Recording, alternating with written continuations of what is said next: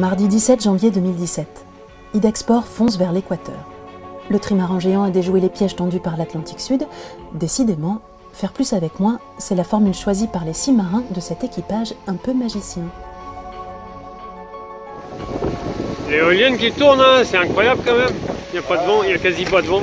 Les panneaux solaires ont pris le relais là, du coup, donc on arrive à étaler, je pense, la moitié, voire les 3/4 de la conso. C'est l'enjeu majeur d'un tour du monde à la voile, naviguer le plus propre possible.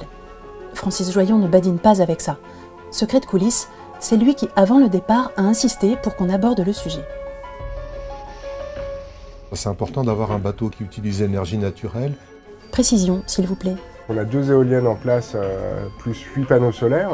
Donc ça, c'est ce qui nous fait un apport quotidien d'énergie. Et en plus, quand on a donc soit du manque de soleil, soit du manque de vent, on a un générateur qui nous permet de remettre notre parc de batterie à plein en l'espace de très peu de temps. Pour le coup, rien à voir avec la magie. Le générateur tourne avec quelques litres de gasoil, le chauffage aussi. On emmène 27 litres de gasoil pour le chauffage du bateau. Pour moi, c'est nouveau. Sur les tours du monde précédents, j'avais pas de chauffage.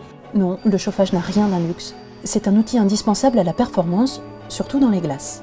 Qui fait le confort de l'équipage dans le sens où on se repose mieux quand on a une température correcte à l'intérieur du bateau que quand il fait 0. En effet, on voit que ça a bien fonctionné. Tout le monde à bord a l'air en pleine forme, propre, douché, quoique. Les douches, elles arrivent surtout dans la zone équateur en fait. Dans le sud, on va se laver avec des lingettes pour bébé, ce genre de choses. C'est des biodégradables, hein. Comme beaucoup de matériel qu'on emmène à bord pour l'hygiène. Les autres déchets sont limités à l'extrême. On fait bien attention à compresser au maximum, à limiter la quantité de poubelles, parce que pour nous, c'est vraiment du poids mort avec lequel on va partir et avec lequel on va revenir.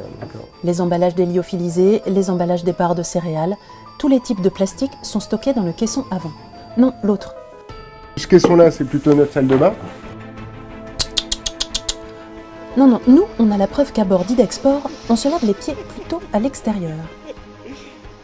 Le calme de ces dernières 24 heures est déjà loin derrière Idexport, dont le sillage a, depuis ce matin, recommencé à faire des étincelles. Porté par les alizés, le trimaran fait route plein nord. Dans moins de 5000 milles, ce sera Ouessant et la ligne d'arrivée. C'est mieux que de la magie, ça, non? C'est la réalité. Allez, à vendredi!